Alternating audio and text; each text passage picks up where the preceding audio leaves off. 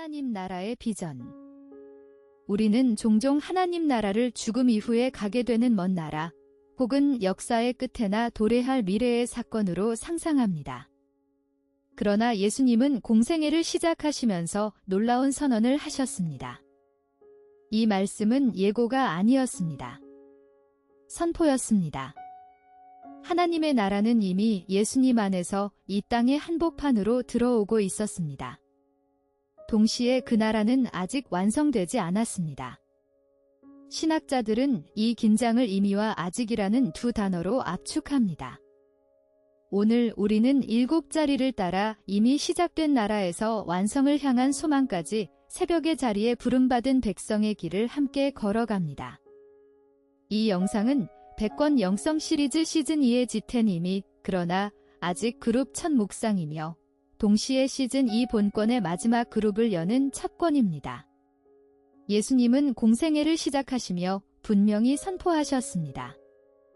이르시되 때가 찼고 하나님의 나라가 가까이 왔으니 회개하고 복음을 믿으라. 마가복음 1장 15절. 주목할 점은 이 말씀이 예고가 아니라 선포라는 사실입니다. 하나님의 나라는 이미 예수님 안에서 이 땅의 한복판으로 들어오고 있었습니다. 그분이 밥상의 죄인들과 함께 앉으실 때 하나님 나라의 식탁이 미리 차려진 것입니다. 그분이 나병 환자의 손을 잡으실 때 새 창조의 질서가 이미 시작된 것입니다. 오늘 우리는 7 묵상을 따라 함께 걷겠습니다. 이미 시작된 나라, 아직 완성되지 않은 나라, 사탄의 세상 그러나 왕의 땅, 왕 제사장 선지자로 살기, 나라의 가치로 결정하기, 내가 선자리가 선교지, 그리고 완성을 향한 소망까지. 예수님이 귀신을 쫓아내시고 병자를 고치시고 죄인을 용서하실 때마다 그것은 단순한 기적이 아니었습니다. 그것은 하나님의 통치가 실제로 이 세계에 침투하는 사건이었습니다. 예수님은 분명히 선언하셨습니다. 그러나 내가 하나님의 손을 힘입어 귀신을 쫓아내는 것이면 하나님의 나라가 이미 너희에게 임하였느니라. 누가복음 11장 20절. 주목할 점은 임이라는 한 단어가 우리의 신앙 전체를 다시 빚어낸다는 사실입니다. 하나님 나라를 미래로만 미루면 신앙은 현실을 견디는 방어막이 됩니다. 그러나 하나님 나라가 이미 시작되었다는 사실을 붙들면 신앙은 지금 이 자리에서 그 나라를 살아내는 참여가 됩니다. 예수님은 분명히 가르치셨습니다. 또 여기 있다 저기 있다고도 못하리니 하나님의 나라는 너희 안에 있느니라. 누가복음 17장 21절. 직장에서 정직하게 일하는 것, 상처 입은 이웃에게 귀를 기울이는 것, 용서받기 어려운 사람을 용서하는 것, 이 모든 것이 단순한 도덕이 아니라 하나님 나라의 가치를 이 땅에 심는 행위입니다. 두 나라 간의 갈림길이 우리 앞에 놓여 있습니다. 먼 미래의 자리는 죽음 이후 가는 나라로만 봅니다. 신앙이 현실을 견디는 방어막이 됩니다. 오늘의 일상은 신앙과 무관해 보입니다. 도덕은 도덕일 뿐 나라의 가치가 아닙니다. 이 자리의 끝에는 분리된 신앙이 있습니다. 이미 임함의 자리는 다릅니다. 지금 이 자리에서 그 나라를 삽니다. 신앙이 그 나라에 참여하는 행위가 됩니다. 죄인의 식탁이 곧 나라의 식탁입니다. 작은 빛 하나가 나라의 씨앗을 심습니다. 예수님은 매일의 기도를 분명히 가르치셨습니다. 그러므로 너희는 이렇게 기도하라. 하늘에 계신 우리 아버지여 이름이 거룩히 여김을 받으시오며 나라가 임하시오며 뜻이 하늘에서 이루어진 것 같이 땅에서도 이루어지이다. 마태복음 6장 9절에서 10절. 주목할 점은 나라가 임하시오며라는 기도가 아직 완성되지 않은 나라를 향한 간절한 요청이며 동시에 이미 시작된 나라에 대한 확신의 선언이라는 사실입니다. 우리는 두 시대의 경계에 살고 있습니다. 옛 세상은 아직 지나가지 않았고 새 세상은 이미 시작되었습니다. 그리스도인은 바로 이 긴장 속에서 이미 임한 나라의 증인으로 서도록 부름받았습니다. 이미 왔으나 아직 오지 않은 하나님 나라는 예수 그리스도의 오심과 함께 이 땅에 시작되었습니다. 그러나 동시에 그 나라는 아직 완전히 도래하지 않았습니다. 씨앗은 땅에 뿌려졌고 싹은 돋아났습니다. 그러나 열매는 아직 우리 손에 쥐어지지 않았습니다. 이 긴장은 불편하게 느껴질 수 있습니다. 우리는 완성된 것을 원합니다. 치유되기를, 회복되기를, 모든 갈등이 사라지기를 원합니다. 그런데 현실은 그렇지 않습니다.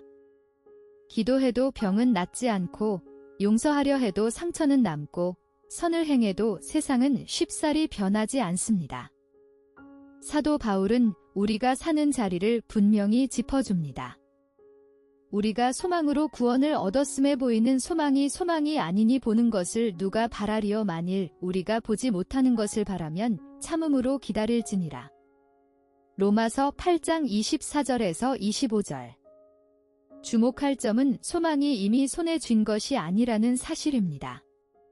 소망은 아직 보이지 않는 것을 향해 몸을 기울이는 삶의 자세입니다. 그리고 그 기다림은 무기력한 기다림이 아니라 참음과 인내로 무장한 능동적 기다림입니다. 사도 바울은 또 분명히 권면했습니다. 그러므로 내 사랑하는 형제들아 견실하며 흔들리지 말고 항상 주의 일에 더욱 힘쓰는 자들이 되라. 이는 너희 수고가 주 안에서 헛되지 않은 줄 알미라. 고린도전서 15장 58절. 새벽은 참 묘한 시간입니다. 밤도 아니고 낮도 아닌 그 경계 어딘가에서 어둠은 아직 완전히 물러나지 않았고 빛은 아직 온전히 임하지 않았습니다. 그러나 우리는 알고 있습니다. 새벽이 오면 반드시 아침이 온다는 것을. 우리가 살아가는 이 시대가 꼭 그러합니다. 예수 그리스도의 십자가와 부활로 사탄의 통치는 결정적으로 무너졌습니다. 그러나 이 세상은 여전히 그 패배를 인정하지 않고 저항합니다. 사도 요한은 이 현실을 분명히 직시합니다. 또 아는 것은 우리는 하나님께 속하고 온 세상은 악한 자 안에 처한 것이며. 요한 1서 5장 19절.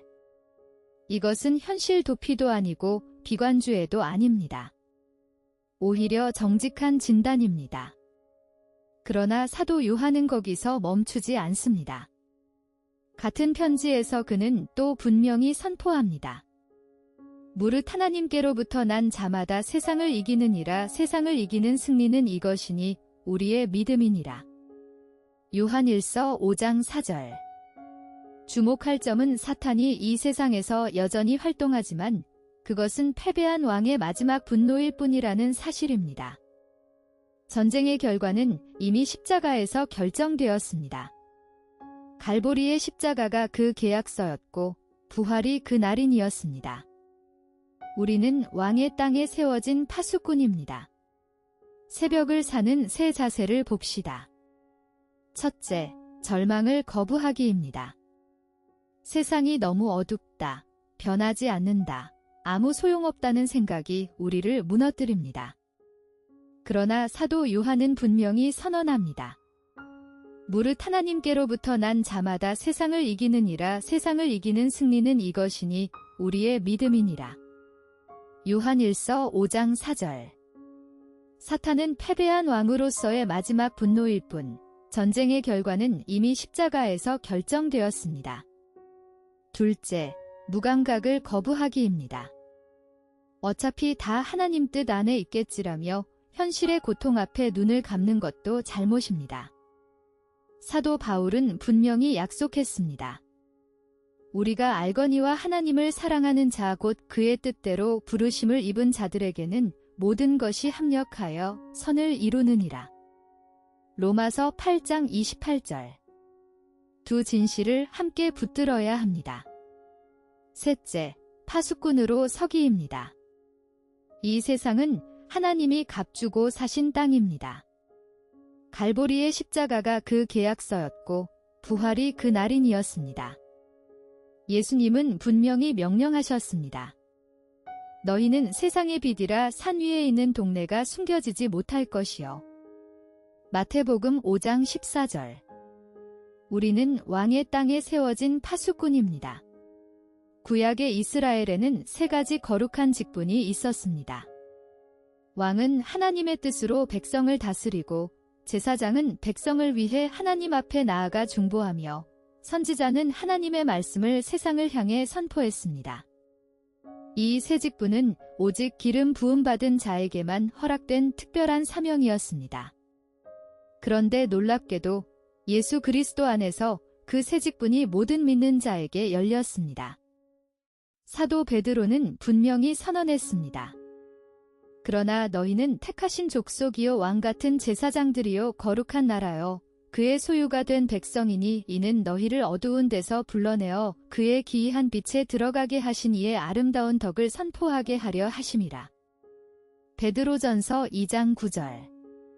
주목할 점은 왕직, 제사장직, 선지자직이 모든 믿는 자에게 동시에 열렸다는 사실입니다.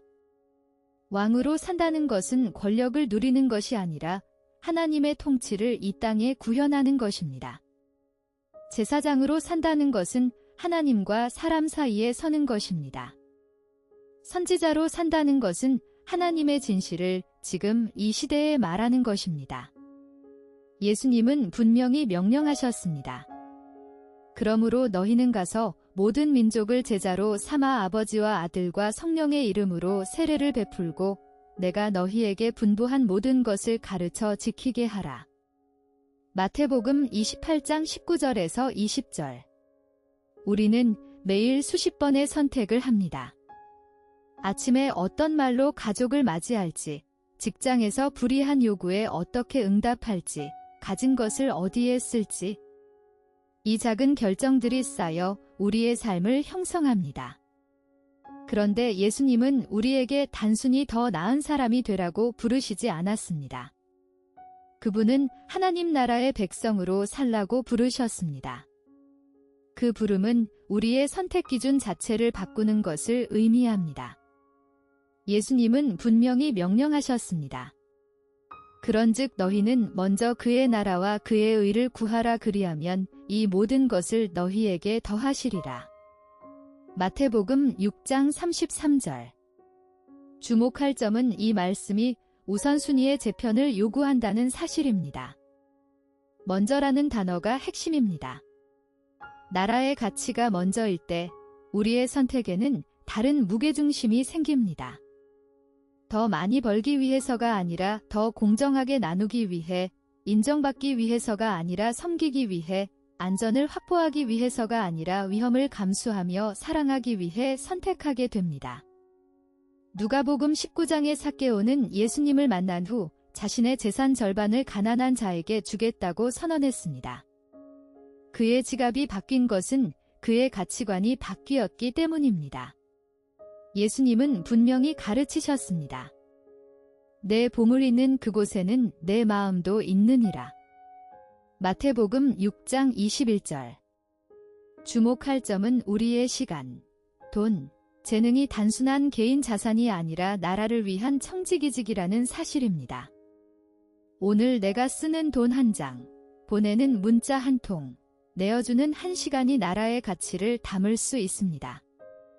이것이 하나님 나라를 위한 선택인가라는 질문을 결정의 순간마다 가지고 사는 것, 이것이 나라 백성의 삶의 방식입니다. 예수님은 또 분명히 가르치셨습니다. 원수를 사랑하며 너희를 미워하는 자를 선대하며 너희를 저주하는 자를 위하여 축복하며 너희를 모욕하는 자를 위하여 기도하라. 누가복음 6장 27절에서 28절. 이것은 감정의 문제가 아니라 선택의 문제입니다. 나를 상처 입힌 동료에게 차갑게 돌아서는 것이 자연스러울 때 나라의 가치는 그에게 먼저 다가가라고 속삭입니다. 내 아이보다 더 어려운 처지의 아이를 위해 한 번 더 기도하는 것, 회의실에서 약자의 편에 서는 것, 이런 결정들이 바로 나라를 구현하는 행위입니다. 거창한 사명이 아니어도 됩니다. 지금 내가 있는 자리에서 내 손에 쥐어진 것으로 나라의 가치를 선택하는 것으로 충분합니다. 우리는 종종 선교를 먼 땅으로 떠나는 일, 혹은 특별히 부름받은 사람들만이 감당하는 사역으로 생각합니다. 그러나 하나님 나라의 복음은 오늘 내가 발딛고 서 있는 바로 그 자리에서 시작됩니다. 주방에서 가족의 밥을 짓는 손길, 사무실에서 동료와 나누는 따뜻한 한마디, 이웃의 아픔 앞에서 멈추는 걸음. 이 모든 것이 하나님 나라가 이 땅에 임하는 통로가 될 수 있습니다. 예수님은 제자들에게 분명히 선언하셨습니다. 너희는 세상의 소금이니 소금이 만일 그 맛을 잃으면 무엇으로 짜게 하리요. 후에는 아무 쓸데 없어 다만 밖에 버려져 사람에게 밟힐 뿐이니라. 너희는 세상의 빛이라. 산 위에 있는 동네가 숨겨지지 못할 것이요. 마태복음 5장 13절에서 14절. 주목할 점은 소금이 음식 속으로 스며들어야 맛을 낸다는 사실입니다. 빛은 어둠 속에 놓여야 의미가 있습니다. 이 비유는 단순합니다. 하나님 나라는 세상 밖에서 세상을 향해 던져지는 것이 아니라 세상 안에서 안으로부터 변화를 일으키는 방식으로 임합니다. 가정은 하나님 나라의 가장 작고도 가장 강력한 단위입니다. 부부 사이의 용서, 부모와 자녀 사이의 경청, 밥상에서 나누는 감사기도. 이 작은 습관들이 쌓일 때 가정은 세상이 갈망하는 무언가를 품게 됩니다. 사도 바울은 분명히 권면했습니다. 무슨 일을 하든지 마음을 다하여 주께 하듯 하고 사람에게 하듯 하지 말라. 골로새서 3장 23절. 주목할 점은 이 말씀이 직업의 고하를 가리지 않는다는 사실입니다. 청소부든 최고 경영자든 하나님 앞에서 일한다는 의식이 있을 때 모든 노동은 예배가 됩니다. 탁월함과 성실함은 그 자체로 하나님 나라의 언어입니다. 동료가 왜 저 사람은 저렇게 일하는가를 묻게 될 때 바로 그 질문이 복음의 문을 여는 열쇠가 됩니다. 사도 바울은 또 분명히 권면했습니다. 그러므로 우리가 기회 있는 대로 모든 이에게 착한 일을 하되 더욱 믿음의 가정들에게 할지니라. 갈라디아서 6장 10절. 하나님 나라는 개인의 경건함에 머물지 않습니다. 그것은 공동체를 통해 더 넓은 세상으로 흘러갑니다. 교회 공동체가 서로를 돌보고 가난한 이웃에게 손을 내밀고 소외된 자들의 이름을 기억할 때 이 세상은 단순한 종교 집단이 아닌 다른 방식으로 사는 사람들의 공동체를 목격하게 됩니다. 그 목격이 바로 선교입니다. 내가 오늘 서 있는 곳, 설거지를 하는 부엌이든 보고서를 쓰는 사무실이든 반찬을 나누는 아파트 복도든 그 자리가 이미 하나님 나라의 씨앗을 심을 수 있는 선교지입니다. 많은 신자들이 이런 질문을 품고 삽니다. 이 세상은 사탄이 다스리는 곳이 아닌가? 그렇다면 하나님 나라는 죽은 후에야 경험하는 것인가? 성경은 하나님 나라가 단지 저 세상의 이야기가 아님을 분명히 말합니다. 예수님은 이 땅에 오셔서 하나님의 나라가 가까이 왔다고 선포하셨고 병자를 고치시고 귀신을 쫓아내심으로 그 나라의 실제를 몸소 증명하셨습니다. 사도 바울은 이 긴장 속의 신앙을 분명히 고백합니다. 그러므로 우리가 낙심하지 아니하노니 우리의 겉사람은 낡아지나 우리의 속사람은 날로 새로워지도다. 고린도후서 4장 16절. 사도는 또 분명히 약속합니다. 우리가 잠시 받는 환난에 경한 것이 지극히 크고 영원한 영광에 중한 것을 우리에게 이루게 함이니. 고린도후서 4장 17절. 주목할 점은 종말론적 소망이 단순히 언젠가는 다 잘 될 것이라는 막연한 낙관주의가 아니라 하나님이 역사의 주인이시며 그분의 나라가 반드시 완성된다는 확신에서 오는 능력이라는 사실입니다. 이 확신이 있는 사람은 오늘의 고난 앞에서 무너지지 않습니다. 기도 중에 찾아오는 평안, 용서 후에 회복되는 관계, 섬김 안에서 발견되는 기쁨. 이 모든 것이 완성될 나라의 맛보기입니다. 이 맛을 아는 사람은 포기하지 않습니다. 이 책이 한 가지 묻고자 했던 것은 분명합니다. 내 신앙이 먼 미래의 나라에 머물렀는가? 이미 임한 나라에 참여하는 자리에 섰는가? 이미 시작된 나라, 아직 완성되지 않은 나라, 사탄의 세상 그러나 왕의 땅, 왕 제사장 선지자로 살기, 나라의 가치로 결정하기, 내가 선 자리가 선교지, 그리고 완성을 향한 소망. 7 묵상을 따라 우리가 함께 걸어온 길은 결국 한자리로 우리를 데려갑니다. 그런즉 너희는 먼저 그의 나라와 그의 의를 구하라. 마태복음 6장 33절. 하나님 나라는 이미 시작되었고 아직 완성되지 않았습니다. 우리는 새벽의 자리에 부름받은 그 나라의 백성입니다.